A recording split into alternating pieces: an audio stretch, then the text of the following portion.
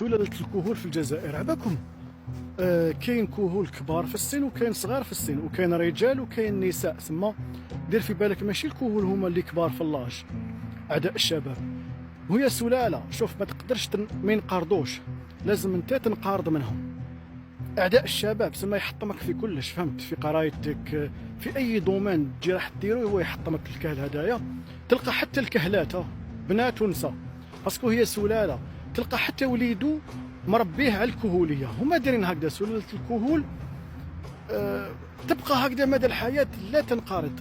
لازم انت تنقرض منهم، تبعد سينو تبقى في وسطهم. مع الوقت يعدوك، مع الوقت هادوما كي شغل لي زومبي، تبقى غير تسمع لهم يحطموك تولي كيما هما وتربي ولادك. هادوما لي زومبي، هادوما يفوت يلصق لك يعديك خلاص رحت فيها اخويا العزيز. ما دبر راسك سي كيفاش بعد منهم، باسكو كاينين هادوك اللي بصبع الازرق تلقاه راجل وتلقى تاليك مراه حتى طفله صغيره كهله نورمال ما تحيش، راك في الجزائر. هذه هي العقليه تاع الكهول.